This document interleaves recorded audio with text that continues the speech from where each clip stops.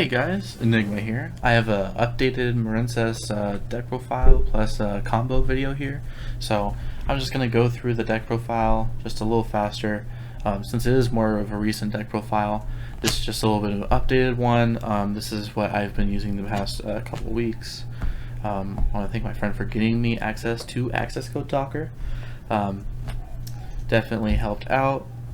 So let's just kind of get into this deck profile real quick. So 3 Blue Tang, 3 Pascalis, 3 Seahorse, 3 Mandarin, 1 Basalmia, and that's it for the Marincesses. Not much changed, except I did cut this down to 1. You almost don't even need to play this. I just like having that extra Marincess level 4 name. So next, for the extenders. 2 Tenyi Spirit, Shithana. I don't need 3. I never needed 3. I did test 3. I felt like 2 was good. Just because there's so many extenders, you're going to get at least 1 in your opening hand, which is always nice.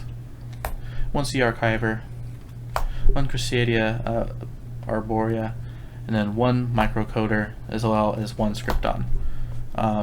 Why I put Microcoder is actually, instead of having 2 Scripton where you have to banish something to summon it, this can just be in your hand and be used for a Code Talker. And then being in your hand going to the grave, it'll get you either a Signet mining, Signet optimization, or the Signet trap that I added that I will show you guys here in a minute. So it does search those, which is actually pretty broken. So these are all interchangeable. They all pretty much do the exact same thing. They just do it in different ways. Now I never like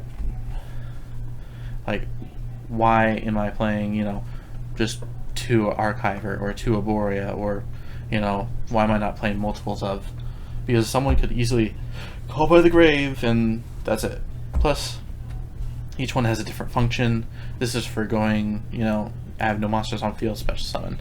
This is used for if I have a link monster and I summon another link or another monster to that link spot, summon this. Arborea, summon to a link spot, kind of like a Seahorse. Scripton, just an extra summon for water. They each have a different purpose, but they all are extenders. Next, the 1 Barrier Statue of the Torrent, you could bump this up to 2. No, also as well, this is a more than 40 card deck. I will tell you the end. I actually forgot what the count was. I believe it's 43, 44 cards. I have no consistency issues with this deck, mainly because this deck is just completely it's just so consistent. Unless you completely brick, which is rare in this deck, you're pretty much set for the same combo every time. And I'll show you that combo after this deck update. And then just 2 Ash Blossoms.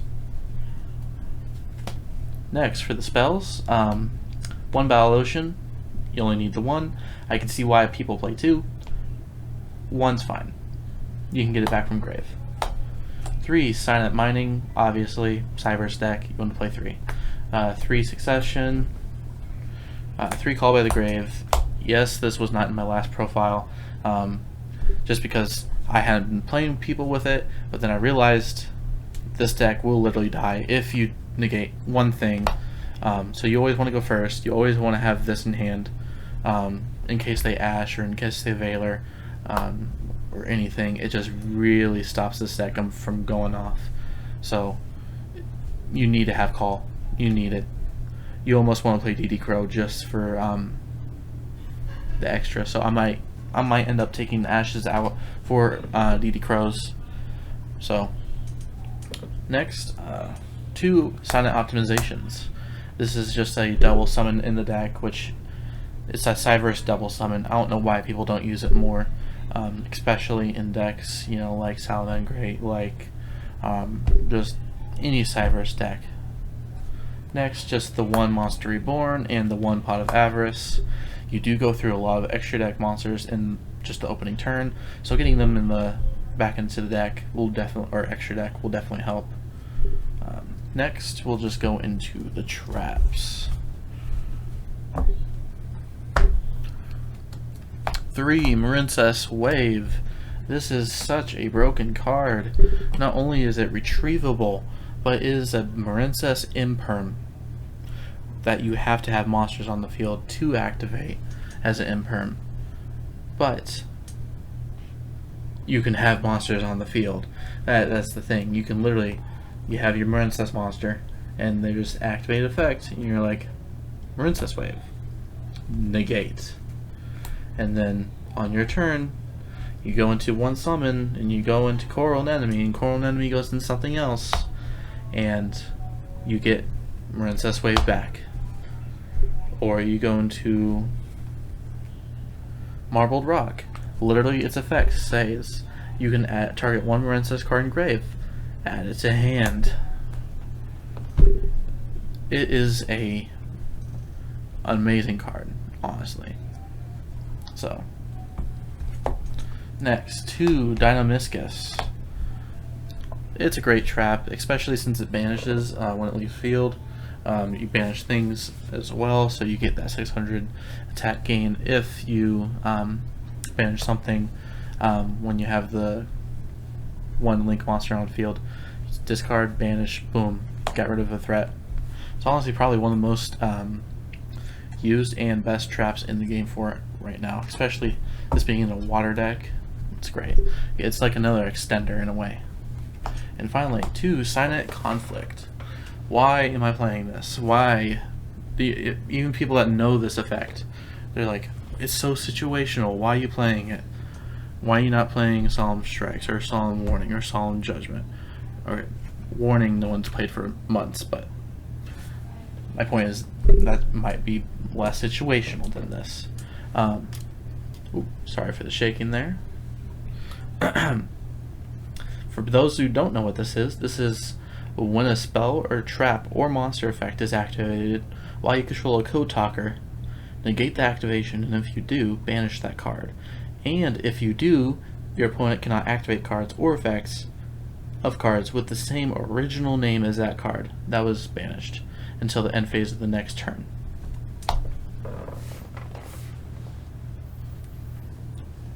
It's an Omni Negate with the condition of controlling a Code Talker.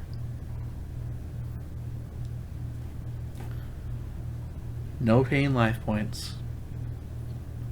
No anything. Just you have to control it. That's all you have to do. You gotta control a Code Talker. And you're like, how am I gonna summon a Code Talker in a Marincess deck? Well, I'm gonna show you in a minute how you can get a Code Talker on the first turn with a Marincess Link 4 monster, and how it's gonna be broken. So, yeah. And that is it for the updated deck profile. That was a little slower than I thought it would be, but I just wanted to explain a few of those things. Here's the extra deck I've been using. Also, another thing, Arborea is a tuner. Yes, Arborea is a tuner. So, you can summon Cyber's Quantum Dragon, or the Adamancipator, Dragite. I do not play Abyss Dweller. I do not play Totally Awesome. Those were in the older build, I believe. So you don't need Cyber's Quantum Dragon's broken if you can get it out after everything else. But I mainly use Arborea just as an extender most of the time. But if you can summon these are completely great because this is a spell negate, and then this just makes it so you can't attack anything but this. So it's pretty good synchros for the deck. Next, Splash Mage. Obviously, you want to use Splash Mage with the Trans Code Talker to get with the Access Code Talker. So you'll see in the combo how this all works out, but I haven't seen a lot of people going through Access Code Talker in the Marincess deck, so I just kind of want to show you all how it can happen. Next is just the 1 Sea Angel, 2 Blue Slug, 1 Crystal Heart, 2 Coral Anemone, 2 Marbled Rock, 1 Great Bubble Reef, and a Wonder Heart. You could, if you wanted to, take out an Anemone and Marbled Rock. You could put Totally Awesome in here with Bahamut Shark. You could put in just any other two things you want. Instead of having you put whatever you want. I just prefer having two because each of those is kind of a more important aspect within the Marincess deck. And I don't want to change this up too much, as I want to keep things kind of pure. Nothing like where it's access code talker, sign that deck / Marincess. This is a Marincess deck, so having that access code talker is crazy. And since I have pretty much everything I need for Salamangreat, I will be doing a Salamangreat deck profile here in here real soon. As soon as I kind of get used to the deck, and just swap a few cards here and there, and I'll show you guys my thoughts on Salamangreat. So yeah, thank you for watching, and after this will be the combo video. So yeah. Hey guys, this is the Marincess combo. So let's just kind of go into this. First, Blue Tang is kind of like the main card for the combo. All of these cards can be exchanged for different cards in the deck. Blue Tang you don't need if you had just certain other cards in the deck, but this is the most efficient way to do it. If you open this up, you're going to have an access code talker, and you're going to have the Marincess link. So this is what I would do going first. Sea Archiver, there's many options you can replace with this one. Seahorse, you could actually get Seahorse from Blue Tang, just from the top 3 cards of your deck. If this is sent for a water link, add this to your hand. So I'm just going to show you what it's like to open up these 4, and if you guys want to see more combos kind of like this for decks, let me know. This is the first one just because this is the current deck that I am using. I also have Emancipators, but right now I feel like I'm taking a break from that one just so I can have a little bit of fun with this deck. So let's kind of get into this combo here. First, you'll want to summon Pascalus. Effect of Pascalus to summon Blue Tang. Effect of Blue Tang, send the Mandarin from deck to grave. So this is what you have. Blue Tang will go to the grave to summon Blue Slug. No effect on the Slug, but if you didn't have the Seahorse in hand, this is where you use Blue Tang's effect to hopefully get the Seahorse. And this is where the whole combo originally started, because I got the Seahorse in a really bad hand, and I was able to get this whole combo. So let me just show you what else we can do with this. So you will summon the Seahorse, and then use the Seahorse for the Sea Angel. Effect of Sea Angel, you'll get the Battle Ocean, and at the same time, Sea Archiver's effect will chain off when Sea Angel summons. So chain link 1 to get the Battle Ocean, chain link 2 to summon this, summoned, and then you get the Battle Ocean. Next, you'll want to use Sea Archiver and Blue Slug to go into Crystal Heart. Next, you'll want to use the Mandarin from grave. Sea Archiver will be banished, so just make sure of that.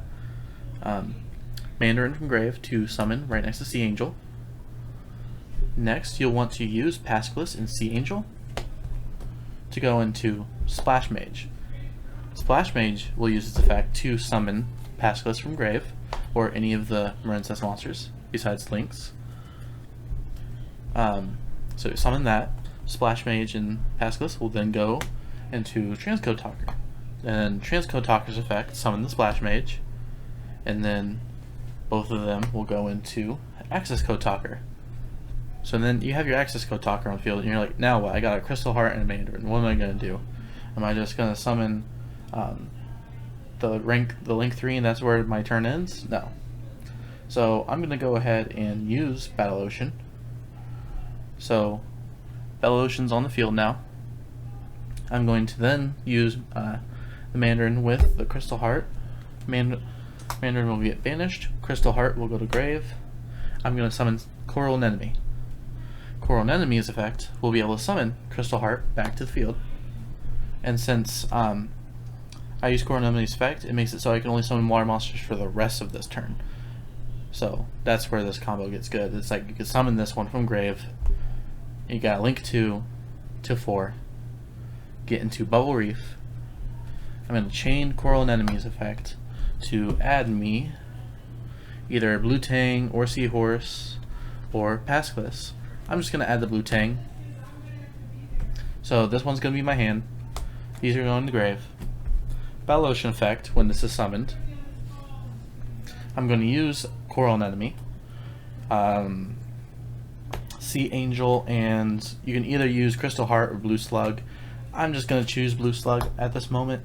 And that is how you get an Access Code Talker and a Great Bubble Reef onto the field.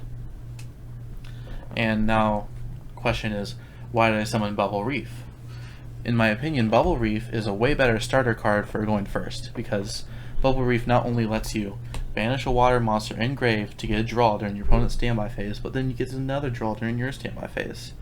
Its attack is also higher, and it can summon another one from the banish pile by discarding a Marincess from hand. Plus, it's protected by a Battle Ocean, so in all honesty, I prefer going into Marincess Bubble Reef. It gets you more draws. It could get you the Marincess Wave. So yeah, it's just a way better option for me to go into. A lot of people have a tough time going over it. The only way to get over this is to get rid of Battle Ocean. But yeah, so that is the combo that I like to go into. This has won me several games. Just as long as there's no back row removal, Battle Ocean stays on field, then you're set. You could, if you wanted to, if you just prefer it, go into Wonder Heart. I just prefer not to, just because in this combo you don't go into the Marbled Rock at all, so the Marbled Rock will not come down here.